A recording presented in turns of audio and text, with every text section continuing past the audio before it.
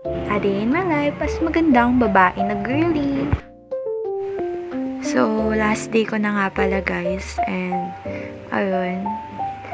Super sad ng girly kasi, syempre, last day na. Hindi pa rin ma-process sa utak ko na after nito, babalik na ulit sa school. Kasi ayoko na. Char. So, ayun nga guys. As usual, mainit. Pero dahil naniniwala ko sa kasabihang ano siya, vitamins, hindi ako nagpapayong. Last lakad ko na to papuntang Naga Road, kaya go, go, go. Pagkarating ko nga guys, asikaso agad ako, gawa agad ako kasi ayun, last day na namin and ini-aim ko talagang matapos yung pinapagawa sa akin ni Ma'am Jen. Kaso, ayun, ang dami talaga guys. Like, kahit siguro kayo, hindi nyo talaga siya matatapos kasi ang dami. Madali lang siya guys, pero sa sobrang dami, mapipressure ka. Dito nga pala kami guys nakain. And ayun, syempre lunch break na namin, kakain na. Pero ako wala akong bakit kasi nakalimutan ko. Charot, balak din kasi namin yan lumabas, kaya ayun.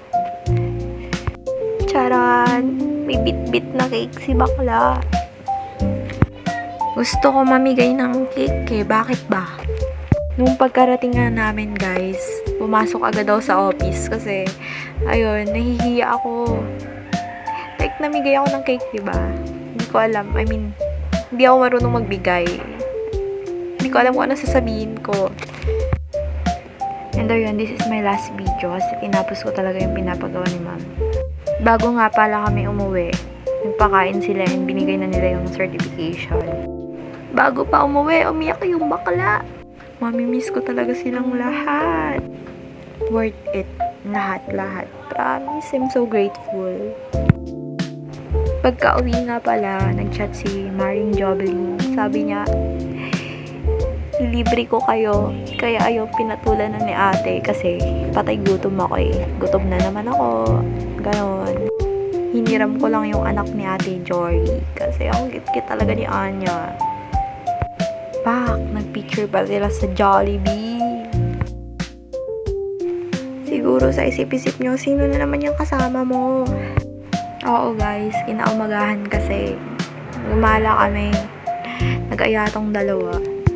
Siyempre, hindi na tatanggi yung magandang babae na to. Oh, back. Mirror shot sila. Nga pala guys, nasa KKB kami. Sa South Mall siya. Tutuwa ang mga girly nyo kasi nalilibang sila kasi ang ganda-ganda ng mga bilihin. Pero pag nakita mo yung presyo, mapapapikit ka. Char. Hala, ano yun? Oo guys, wala na akong ginawang matino. Puro na lang katarantaduan. 1, 2, 3, go. Wow, cute. Hala ka te, scripted. Ganda guys, di ba? Punta na kayo dito. Nag-aya na pala ako umuwi kasi pagod na ako. Bahala kayo dyan.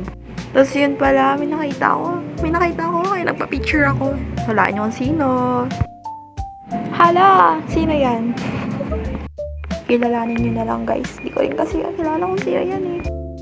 So, totoo na talaga to guys. Daming mangyari no. Ganun talaga guys. Kapag magandang babae. Char. Diyan lang pala guys nagtatapos ang video ko.